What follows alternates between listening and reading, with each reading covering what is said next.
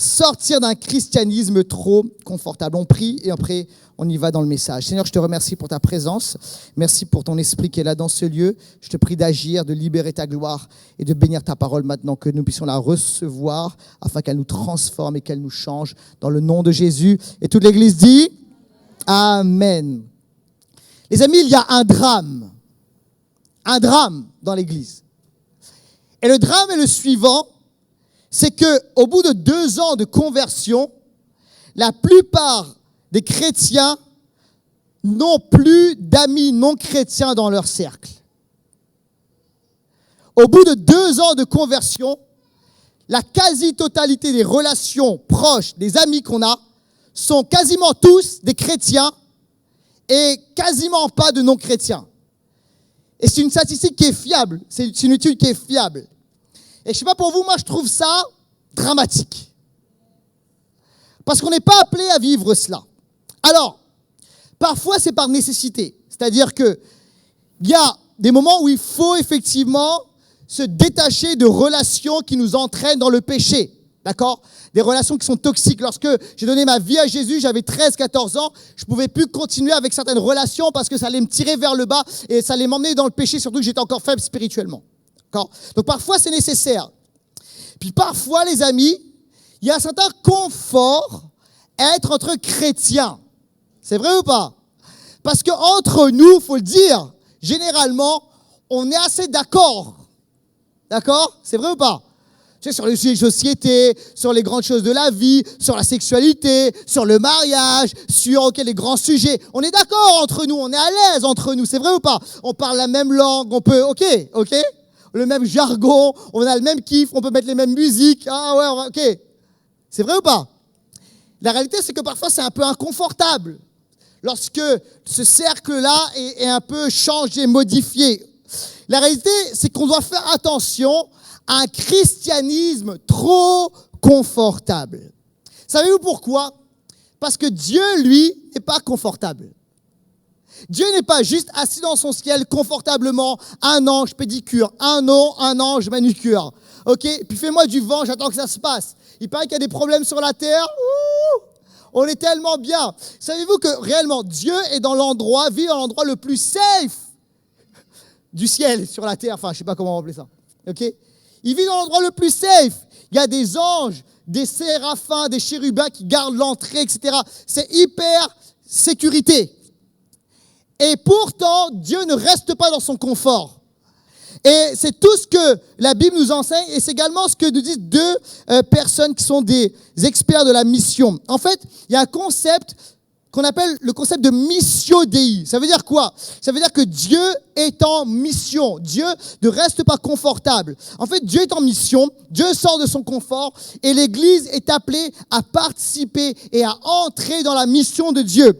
Voici ce que dit David Bosch, qui est un spécialiste de la mission. Il dit ceci: la mission n'est pas premièrement une activité de l'Église, mais écoutez bien, c'est un attribut de Dieu.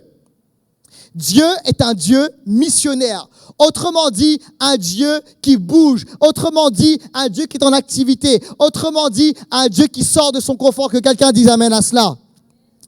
Un autre théologien spécialiste de la mission, Jürgen Moltmann, a dit ceci: ce n'est pas l'Église qui a une mission de salut à remplir dans le monde. C'est la mission du Fils, du Saint-Esprit et du Père qui inclut l'Église. Parce qu'il y a l'Église parce qu'il a la mission et pas le contraire. Autrement dit, l'Église est appelée à rejoindre un Dieu qui est en mouvement. Et les amis, la plus grande preuve que je peux vous donner, c'est que Jésus a quitté le confort du ciel pour venir sur terre en mission, pour mourir à la croix. Vous savez, ce matin, j'étais en train de revoir mes notes et Augustin était à côté de moi dans le canapé. Et il me dit: papa, pourquoi est-ce que tu écris? Il regardait mes notes et il dit: papa, pourquoi est-ce que tu écris que Dieu n'est pas confortable? Alors je lui dis ceci, je lui dis: tu sais, le ciel, c'est un endroit qui est super. C'est génial pour Dieu, c'est hyper confortable. Dieu pouvait rester à chiller. Et il me regarde: ouais. Et je lui dis, et en fait, ce qui s'est passé, regarde, Jésus a quitté le ciel. Il est venu sur la terre. Il a été parfois mal compris, incompris, jugé. Il a été jusqu'à mourir à la croix. Il a donné sa vie. Son sang a coulé véritablement. Il a été par moments persécuté. Il a quitté le ciel, le confort, l'endroit où il pouvait chiller pour l'éternité. Et il est venu sur la terre. Pourquoi ? Très inconfortable, pour mourir pour nous, pour être en mission pour nous. Tout ça parce qu'il nous aime, que quelqu'un dise amen à cela. Alors je dis, tu comprends? Il me dit, oui, je comprends, papa. Est-ce que vous comprenez ce qui prend place? On a un Dieu qui est en activité, les amis, alléluia.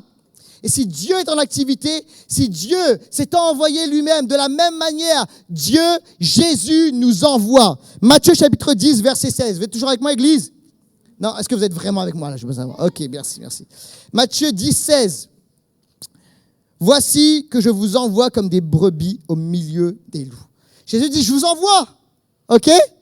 Alors, c'est certain, c'est sûr, il nous envoie.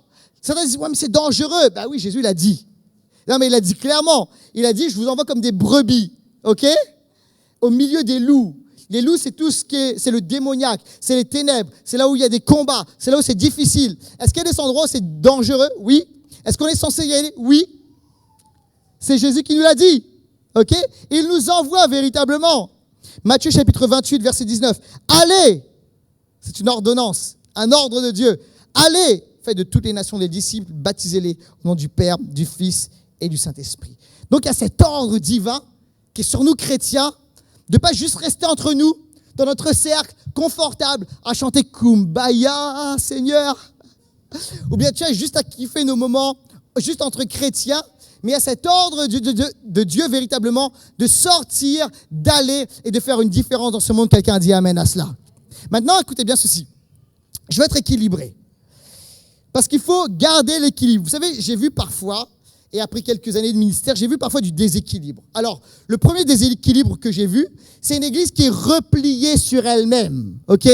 Une église qui se moque quasiment de ce qui se passe dehors ou qui méprise le monde en disant tout ce qui se passe dehors, c'est le monde, les gens, c'est le monde, etc. Tu vois. Et puis juste, on est bien entre nous, repliés sur soi, recroquevillés dans nos affaires, ok, et ne se préoccupant pas de la transformation de la société. Ça, c'est un vrai déséquilibre. Et j'ai connu ça, j'ai vu ça. Puis il y a un autre déséquilibre, les amis, c'est les chrétiens, et je vous le dis, qui n'aiment pas l'église locale.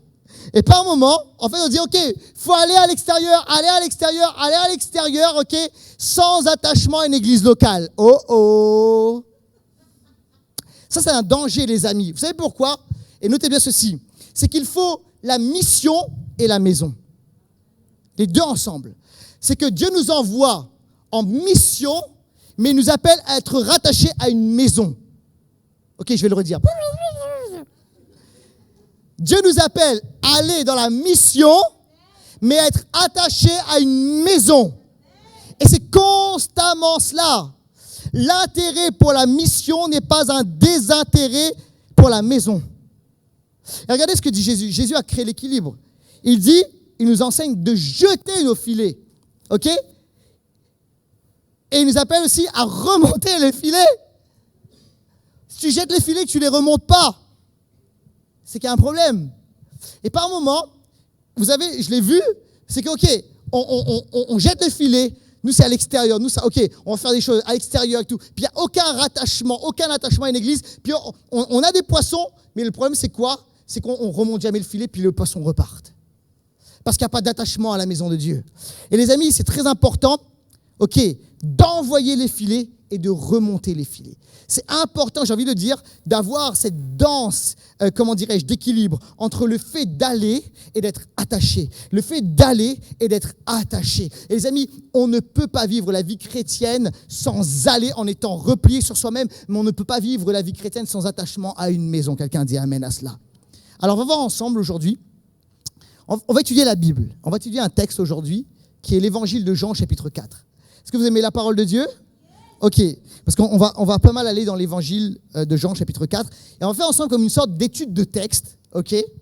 Alors on est, là ça y est, c'est fini le bac, OK? Mais pour ceux là, peut-être, OK, étude de texte en français. On va regarder le passage de Jean, chapitre 4, où Jésus rencontre cette femme qui puise au puits, cette femme samaritaine, parce qu'il y a vraiment des secrets, il y a des pépites. Et ça va vraiment nous enseigner sur comment sortir d'un christianisme trop confortable. Alors, on y va ensemble. Et mon premier point est le suivant. 1. Motivé par l'amour. Nous devons être motivés par l'amour. Le fait de sortir, qu'est-ce qui va faire qu'on va sortir de notre confort? C'est parce qu'on va être motivé par l'amour. On va tellement être touché, motivé par l'amour, être, comment dirais-je, passionné pour que les gens soient transformés, que ça va nous amener à sortir, à nous bouger. Quelqu'un dit amen à cela. Ok? Et ça, c'est ce qui a motivé Jésus. On va lire ensemble Jean chapitre 4, évangile de Jean chapitre 4, versets 4 à 9. Comme il traversait la Samarie, Jésus arriva dans une ville de Samarie appelée Sychar, près du champ que Jacob avait donné à son fils Joseph. Là se trouvait le puits de Jacob. Jésus, fatigué du voyage, était assis au bord du puits. C'était environ midi. Une femme de Samarie vint puiser de l'eau. Jésus lui dit, « Donne-moi à boire. » En effet, ses disciples étaient allés à la ville pour acheter de quoi manger. La femme samaritaine lui dit, « Comment, toi qui es juif, tu me demandes à boire à moi qui suis une femme samaritaine ?» Les Juifs, en effet, écoutez bien ceci, n'ont pas de relation avec les Samaritains. Les Juifs n'ont pas de relation avec les Samaritains. C'est particulier, ça fait penser, des fois, nous, on est, tu vois, chrétiens, pas de relation avec les non-croyants. En fait, c'est fou parce que Jésus, là, dans cette histoire, la Bible nous dit, et ça, c'est là où on voit que Jésus est pleinement Dieu, pleinement homme. Jésus était fatigué, ok? Et quand la Bible dit Jésus était fatigué, il ne faut pas comprendre, est-ce qu'il y a un message caché? Non, Jésus était vraiment fatigué, quoi. Comme vous aujourd'hui. Non, je rigole, c'est pas vrai. Non. Non. Et alors, Jésus était fatigué. Et pourtant, il y a quelque chose qui se passe. C'est que Jésus sera tellement motivé par l'amour qu'il va quand même, quelque part, aller en mission vers cette femme. Il va quand même trouver la force d'aller parler à cette femme. En fait, vous savez, des fois, il y a des obstacles au fait de pas, comment dirais-je, aller vers les autres, prendre soin des autres. Oh, ma vie est tellement remplie d'obstacles. J'ai tellement de problèmes aujourd'hui. Hé, Laurent, super ton message sur la mission. Super ton message sur le fait de sortir du confort. Moi, j'ai tellement de problèmes dans ma vie qu'un jour, quand ça sera résolu, peut-être, mais là, maintenant, non. Et en fait, Jésus est là, puis il nous dit, c'est ce que la Bible nous enseigne. La Bible nous enseigne que Jésus était fatigué. Il avait fait du ministère pendant des jours, des heures. Et il avait des bonnes raisons de dire, aujourd'hui, c'est off. Je vais me poser au puits, là, d'accord? Je vais boire une bonne gorgée d'eau, et puis je vais me reposer. Laisse-moi un peu de confort. Et Jésus va faire quelque chose. C'est que la mission, l'amour, sera trop fort et il sera obligé de se bouger. Est-ce que vous comprenez cela? Et les amis, ça me parle tellement. Et Jésus est intentionnel dans cette histoire. Ça veut dire que Jésus, je suis absolument certain que Jésus n'était pas là par hasard. Comme par hasard, Jésus est là à l'heure de midi, à l'heure où cette femme sort. OK? Et Jésus lui-même va engager la conversation. Tu vois, c'est pas la femme qui va dire « Ah, bonjour, jeune étranger, d'où venez-vous » C'est Jésus qui lui-même va engager la conversation et va dire « Donne-moi à boire ». Jésus est profondément intentionnel. Et Jésus va faire quelque chose, c'est qu'il va le faire au moment où ses disciples ne sont pas là. Pourquoi? Parce que je suis assez certain que cette situation était trop ingérable pour les disciples. Vous savez pourquoi? Parce qu'honnêtement, Jésus avait de bonnes raisons de dire non. Zéro interaction avec cette personne. La première raison, il y en a trois principales, c'est que c'est une raison ethnique. Alors pour ceux qui ont l'habitude là dans l'église, vous le savez, mais historiquement, les Juifs et les Samaritains, zéro relation. Il y a un lourd passif, il y a une histoire, d'accord? Et c'est deux ethnies qui ne se fréquentaient pas, qui se repoussaient l'un l'autre. Et en plus, il y avait un problème religieux par rapport à cela, etc. D'accord? Alors, là, il y avait cette raison bien valable de dire non. La deuxième raison, c'était que c'est une personne du sexe opposé. Alors pour nous, aujourd'hui, dans notre culture, on dit, mais c'est quoi le problème? Sauf qu'à l'époque, ok, on est au 1er siècle en Israël, au Moyen-Orient. Un homme ne pouvait pas comme ça discuter avec une femme seule, même en public. Ok? Ça se faisait pas. C'était vraiment pas bien. Et pourtant, Jésus va lui parler. Il y a une troisième raison, et c'est pas la moindre, c'est le style de vie de cette femme. Jésus est un rabbi, un enseignant, un homme respecté et respectable qui doit faire attention à sa réputation. Cette femme, elle a une réputation, quoi, mais pas celle de Jésus. Bon, on verra la suite plus tard. Mais il y a bien des obstacles. Et pourtant, Jésus va être motivé par l'amour. Il va créer une connexion avec elle. Motivé par l'amour, c'est ne pas être motivé par la confrontation. C'est très différent. En tant que chrétien, qu'est-ce qui va nous aider à nous bouger? C'est l'amour et non pas la confrontation. Laissez-moi vous raconter cette histoire. Il y a quelques bonnes années de cela, j'étais étudiant. Et à l'époque, j'avais des cheveux. Et j'ai fait un job étudiant, un job pendant l'été. Et il y avait un collègue avec qui j'avais commencé un peu à discuter. Et il a su que j'étais chrétien, et puis lui, il était d'une autre religion. On a commencé à avoir des discussions théologiques au sujet de Dieu. Et un jour, on était là pendant la pause déjeuner, et on a eu une bonne, grande discussion théologique au sujet de Dieu. Et ça, pour moi, c'était comme le premier round. Et le premier round, en fait, je vous dis, il a gagné. Parce qu'il avait les arguments, il était en train de m'expliquer, et puis moi, je n'étais pas bien préparé à ce moment-là, puis il était en train de m'expliquer pourquoi, selon lui, Jésus est juste un prophète. Et là, je manquais d'arguments, etc. Et là, le premier round, il gagne. Le soir, je rentre à la maison, et tu sais, j'avoue, j'aime pas perdre, ok? Alors, je dis non, c'est pas possible. Alors, tu sais ce que je fais? Le soir, je me souviens, j'ai passé des heures, une bonne partie de la nuit, j'ai étudié, j'ai pris, il y a un chrétien, je l'avais appelé, je dis, est-ce que tu peux me prêter un livre et tout, par rapport au sujet dont on discutait. Il me prête un livre, et toute la nuit, je surligne des trucs dans le livre, je prends des notes et tout. Et là, je suis prêt, d'accord? Le matin, je me lève, je suis prêt. Le midi, on se retrouve à table, ok? Encore une fois. Et je voudrais revenir sur ce que tu me disais hier, si tu permets. Et là, j'avais argument sur argument, tu vois. Et je vous dis, en fait, tu comprends, dans la confrontation, c'était un chaos. Je l'ai mis chaos. Mais il y a un truc qui s'est passé. Il m'a sorti une phrase. En fait, il n'était pas vraiment KO, il s'est relevé. Puis c'est là, moi, il m'a mis KO. Il m'a dit, OK. Il m'a dit, mais tu sais, alors tu sais, j'ai sorti tous les arguments. Mais il me dit, cool, hein.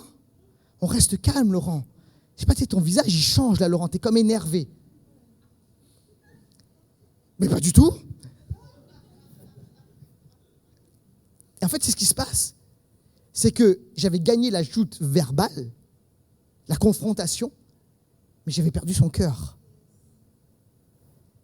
Et là, je n'étais pas motivé par l'amour, je n'étais pas motivé par le fait de dire théologiquement, mon gars, non, tu ne m'auras pas. Et en fait, ça n'a pas été le chemin. Ça n'a pas été le chemin pour son cœur. Plus tard, on trouvait le chemin de son cœur, mais ce n'était pas le chemin par son cœur. En fait, les amis, la confrontation sans amour, ça ne marche pas. Et ce n'est pas ce que Dieu veut.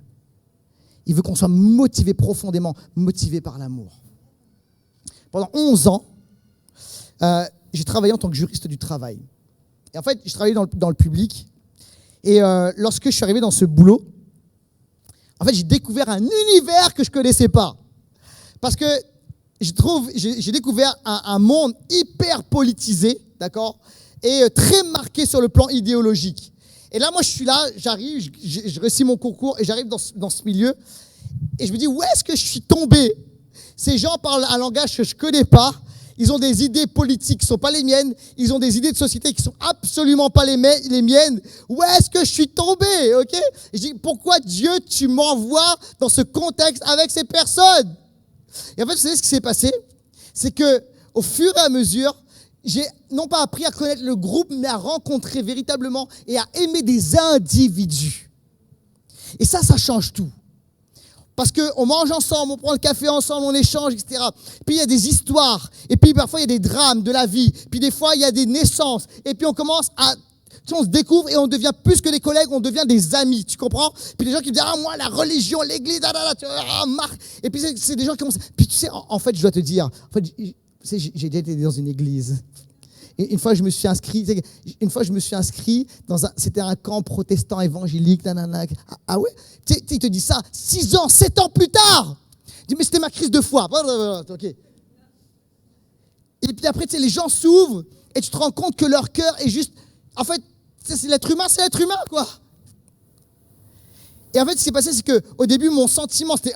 puis il y a de l'amour. Parce que quand tu commences à être développer des relations avec les gens, tu sais ce qui se passe, tu commences véritablement à les aimer. La surface, là, ça disparaît, puis tu as accès au cœur. Mais tu sais ce qu'il faut, c'est prendre le temps de développer des relations et avoir accès au cœur.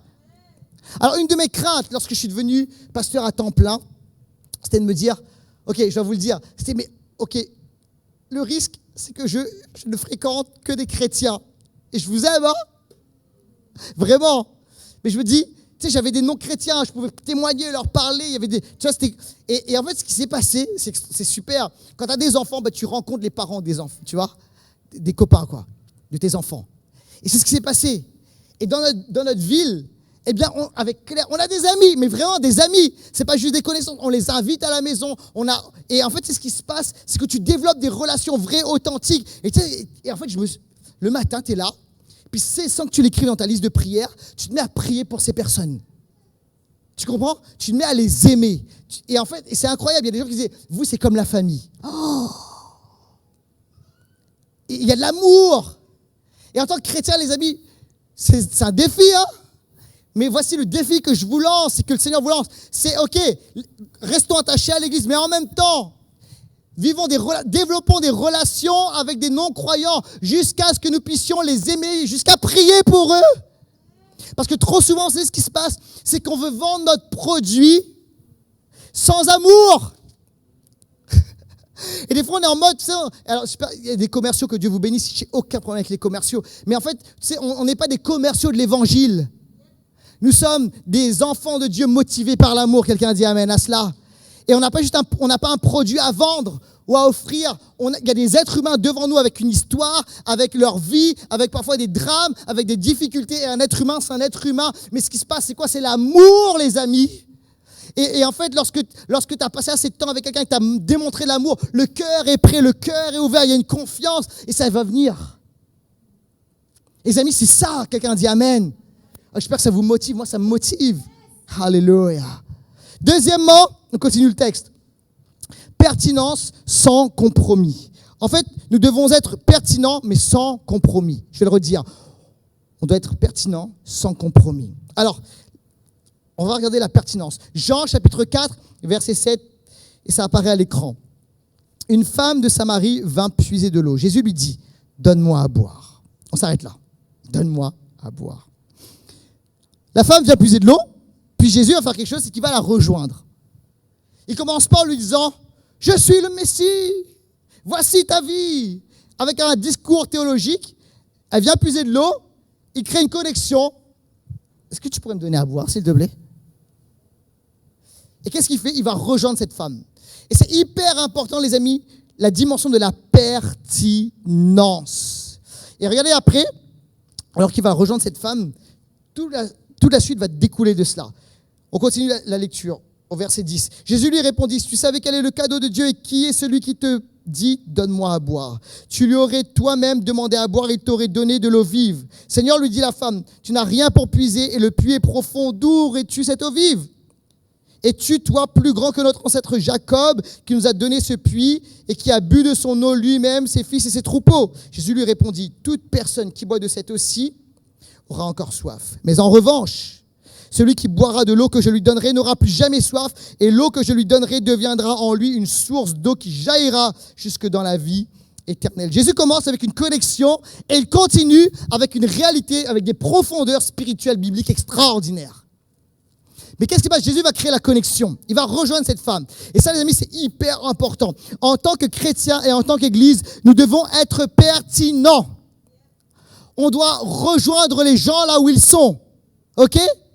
Et c'est important, en tant qu'Église Impulsion, on veut être une église pour les croyants et pour les non-croyants. On veut être une église pour les non-croyants et pour les croyants. On veut vivre, on veut, comment dirais-je, de la profondeur, mais on veut aussi pouvoir inviter des non-croyants et être pertinent. Et c'est tellement important, les amis. Est-ce que vous êtes là ou pas? Et c'est important d'aller rejoindre les gens là où ils sont. Est-ce qu'on est capable même dans notre vie personnelle d'aller rejoindre les gens là où ils sont? OK? Pas simplement, tu sais, de vouloir leur présenter, OK, voici, si tu commences à dire aux gens, voici le salut, voici ce qu'est être pécheur, les gens vont rien comprendre. Tu sais, la plupart des gens ne savent même pas ce que ça veut dire être pécheur. Tu sais, la notion de péché. Mais si tu commences à t'intéresser aux gens, à créer des relations avec les gens, à pertinent. C'est tellement important. Et l'église de Jésus-Christ doit être une église pertinente. Quelqu'un a dit amen à cela. En fait, écoutez bien ceci. Le christianisme est profondément pertinent. En fait, Dieu, en Jésus-Christ, écoutez bien, est entré dans une culture. Il est entré dans une époque. Jésus, d'accord, donc la deuxième personne de la Trinité, s'est incarné en juif. Il est arrivé en Israël au 1er siècle. Il était habillé comme les gens de son époque, enfin de cette époque du moins, d'accord. Jésus était là avec eux. Il a mangé certainement des falafels et du houmous, ok? Parce qu'il était dans cette culture, ok? Jésus, en fait, il était dans la culture, mais en même temps, il était sans compromis. Et c'est hyper important en tant qu'église. Et de plus en plus, on va travailler à deux choses à impulsion. On va travailler à être une église de plus en plus pertinente, alléluia. Vous savez ce que ça veut dire être pertinent, par exemple? Je vous dis, la louange qu'on a sortie, la chanson qu'on a sortie, Emmanuel, je l'ai envoyée à des amis qui ne sont pas chrétiens, ok? Et ils m'ont dit, mais c'est moderne, la musique, je ne m'attendais pas à ça. Et puis, c'est vivant, etc. Ils ont regardé le clip, ils ont trouvé ça attrayant, ça attire, ça donne envie de venir, alléluia, ok? Puis en même temps, on dit, Jésus, Emmanuel, Dieu est avec nous, on prêche pas autre chose, on chante pas autre chose. Est-ce que vous êtes avec moi ou pas? Alors, c'est important d'être pertinent, c'est important de rejoindre notre génération. Je l'ai compris, je me souviens, j'étais encore pasteur stagiaire. Et je ne sais pas si tu te souviens, Janit, on avait organisé, à l'époque, on avait nos églises respectives, on avait organisé un événement pour la fête de la musique sur la place de Clichy. Et là, il y avait un groupe de rock qui s'appelle Red Rain, d'accord, la pluie rouge. Et c'est un groupe néo-zélandais. Et c'était le passage sur Paris, c'est des chrétiens. Et on a organisé un événement avec eux. Et les gars sont très forts. Au niveau de la musique, ça ressemble à U2. Et ils sont tellement forts musicalement, etc. Et on avait organisé cet événement et ils ont commencé à jouer. Au début, ils jouaient des chansons de U2. Puis les gens arrivaient. Et en fait, on a vu en quelques minutes la place de Clichy être remplie. Et c'était nous. Non mais je vous assure, c'était rempli, il y avait du monde et tout, et la musique qui résonnait. Et je ne sais pas si certains voyaient, il y a le cinéma Pathé Gaumont, ils nous ont demandé est-ce que vous pouvez baisser un peu la musique, parce qu'on entend même de la musique dans le cinéma. Et en fait, ça résonnait sur toute la place de Clichy, dans le 17e arrondissement, et la place était vraiment, je vous assure, c'était noir de monde, il y avait du monde. Et puis, donc au début, ils commencent avec des chansons de U2, les gens arrivent et puis ils commencent avec leurs chansons à eux, puis tu comprends l'anglais, tu comprends que ça parle de Jésus, ça parle de rédemption, ça parle de tout ça, puis la musique elle est pertinente, la musique elle est bien faite, c'est super bon, et puis ils ont une énergie sur scène, c'était super. Et puis à un moment, il arrive, la musique s'arrête et il rend un témoignage. Il raconte ceci, je vous fais en cours. Mais il dit, un jour, c'est des Néo-Zélandais, j'étais en train de surfer avec mon frère, ok. Pour nous, c'est la Seine, c'est le surf, ok. Et j'étais en train de surfer avec mon frère, et puis j'ai commencé à me noyer, enfin, je vous fais l'histoire en bref, j'ai commencé à me noyer, je commençais à couler, mais je me suis souvenu d'une parole que ma mère m'avait dite. Elle m'avait dit ceci, c'est un jour, tu es en danger, tu ne sais pas comment faire, crie à Jésus. Et Harry, il était là, sur la place de Clichy, il raconte. Il dit, là, je ne sais pas comment faire. Et j'ai juste dit, intérieurement, j'ai dit, Jésus. Et au moment où j'ai dit Jésus, j'ai vu une main qui se tendait vers moi. Et c'était mon frère qui était en train de me sauver à ce moment-là. Et il dit comme ça, il dit, écoutez bien, si un jour, vous ne savez pas comment faire, sur la place de Clichy, vous imaginez, si vous ne savez pas comment faire, vous êtes dans l'embarras, et vous avez besoin d'être sauvé, criez à Jésus. Et là, je regarde autour de moi, les gens, waouh, clac, clac, clac, clac. Non, vous avez bien entendu là, il a dit Jésus. Hein. Et j'ai compris la puissance de la pertinence. Je ne sais pas que vous avez tout compris, le message du salut, etc. Mais est-ce que vous comprenez que, waouh, il y a un truc qui a changé. Et en même temps, c'est sans compromis, les amis. Ça veut dire que, ok, la croix reste la croix. Le péché reste le péché. Ok ? On ne va pas changer nos valeurs, on ne va pas changer les lois du royaume de Dieu. Alors, on va être pertinent, ok, au niveau de la forme, mais l'évangile reste l'évangile. La parole de Dieu, elle reste la parole de Dieu. Et c'est là où est le challenge. Parce que parfois, vous savez ce qui se passe, c'est qu'on amène la pertinence trop loin et on tombe dans la compromission. Mais on ne doit jamais tomber dans la compromission. La parole de Dieu reste la parole de Dieu. Et Jésus va vraiment faire la différence avec ça. On va au verset 15. La femme lui dit, « Seigneur, donne-moi de cette eau afin que je n'ai plus jamais soif et que je n'ai plus à venir ici. » Jésus va faire ceci. Va appeler ton mari et reviens ici. La femme répondit, je n'ai pas de mari. Jésus lui dit, tu as bien fait de dire, je n'ai pas de mari, parce que tu as eu 5 maris. Et l'homme que tu as maintenant n'est pas ton mari. En cela, tu dis la vérité. Je sais bien comment Jésus finit. Quelque part, tu dis la vérité. T'as essayé de m'avoir, ah ouais, ah ouais. En fait, Jésus, il fait quelque chose. C'est qu'il va pas être dans la compromission. Il va dire, ah, il y a un problème dans ta vie. Ça va pas. Et Jésus la vérité reste la vérité. Et c'est là où, vous voyez, c'est là où est notre challenge. On va le faire, on le fait. C'est toujours rester pertinent. OK ? Au niveau de la forme, de s'adapter à notre culture. Mais le fond, la parole de Dieu reste la parole de Dieu. Et on ne changera pas ça. La vérité reste la vérité. Sans compromission pour plaire au monde, pour plaire aux gens ou pour, comment dirais-je, élargir la foule. Toujours dans l'amour. On est motivé par l'amour, mais sans compromis. Sans altérer l'évangile de Jésus-Christ. It's the real thing. C'est la vraie chose. Ça, c'était une campagne de pub de Coca-Cola, il y a quelques années de cela. Et en fait, la campagne de pub de Coca-Cola, c'était de dire, ça fait des années maintenant, des dizaines d'années qu'on existe, mais Coca-Cola, it's the real thing. C'est la vraie chose. Ce qu'il voulait dire, c'est qu'on a changé nos contenants à travers les années. Alors, vous vous souvenez, en tout cas, bon, on l'a vu, quoi. Vous voyez, les bouteilles en verre Coca-Cola, ça existe encore, hein. Et puis après, ils ont changé de format. Il y a eu les canettes. Puis maintenant, il y a même pour le côté, tu peux mettre ça dans ton sac à main, le côté girly, ils ont même fait des petites canettes, d'accord, clac, etc. Et puis il y a plusieurs formats, ok. Donc en fait, ce que dit Coca-Cola, c'est qu'on s'est adapté au mode de vie des gens, mais notre recette n'a jamais changé. Et eux ils considèrent it's the real thing. On n'a pas à changer parce que c'est parfait. C'est Coca. C'est une bonne pub. Mais écoutez bien, ça m'a parlé quand j'ai vu ça. Je me suis dit, hey, ils ont compris un truc dont on ne l'a pas compris. En fait, OK, le contenant, OK. Alors, tu vois, la musique, il faut qu'on soit pertinent. On va avoir une belle salle, on va avoir un bel endroit, on fait attention, etc. à plusieurs choses. OK.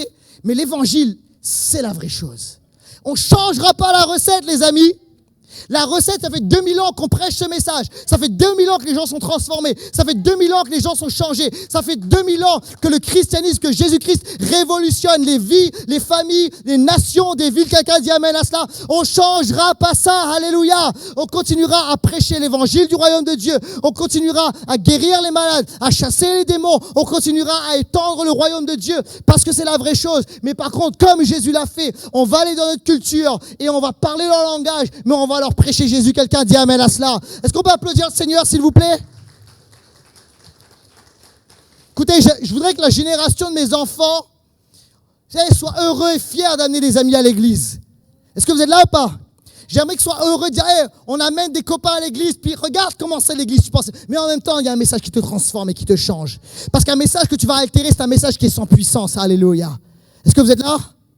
Alors, il faut qu'on soit fiers, mais qu'on puisse prêcher la parole. Toujours, quelqu'un dit amen à cela. Alléluia.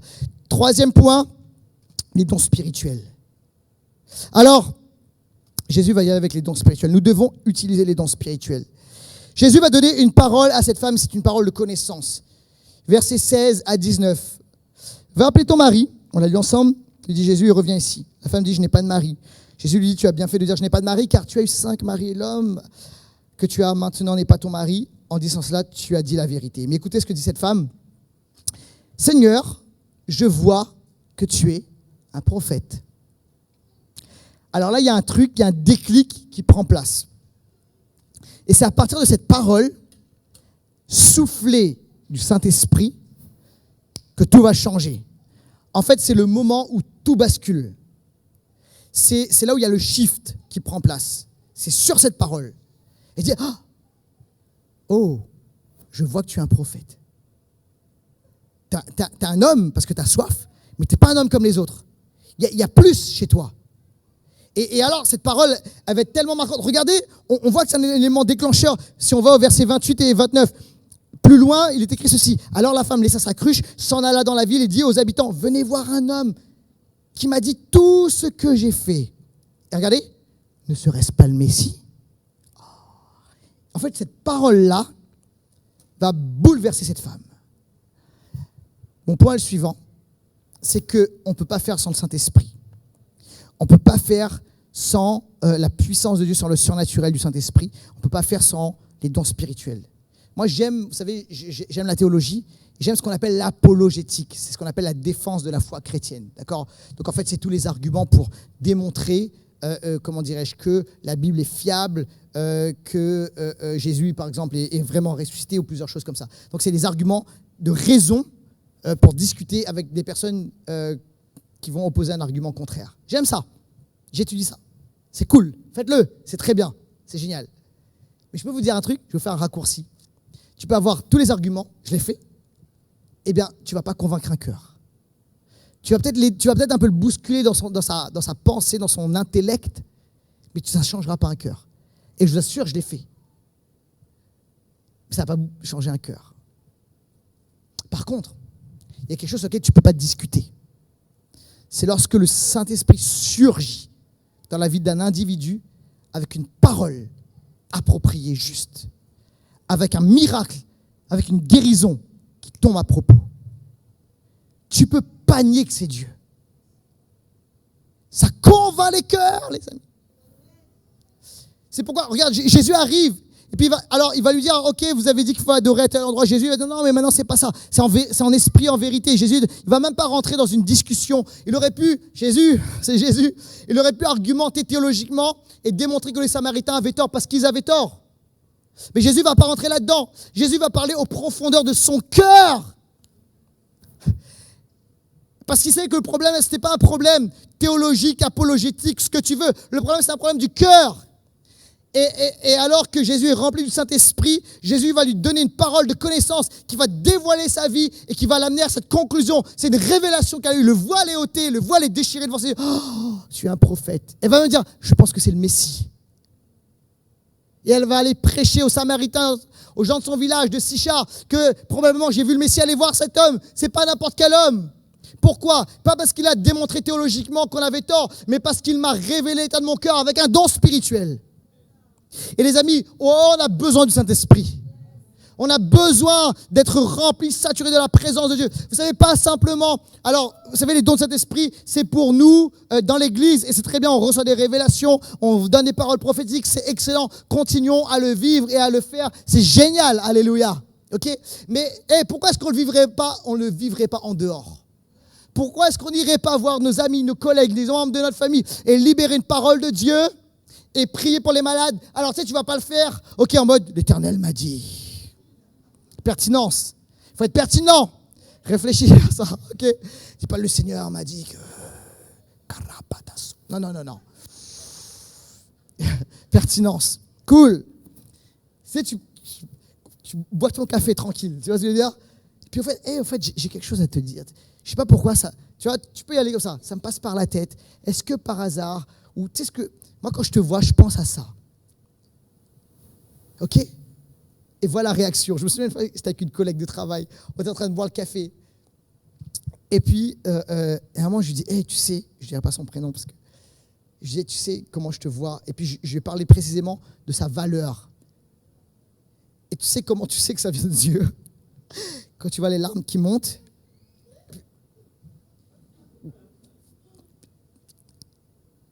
Et là, ok. Merci. Merci de m'avoir dit ça. Ça venait de Dieu, quoi. Et les amis, il faut qu'on fasse une différence. Mais on ne peut pas faire cette différence sans le Saint-Esprit. On a besoin des dons spirituels. On a besoin de la puissance de Dieu sur nous. J'ai vu là, quand j'ai travaillé en tant que juriste, j'ai vu dans mon bureau un collègue être guéri et littéralement, son dos qui se débloque. Je vous dis, sous mes yeux. Et en fait, parce que vous savez,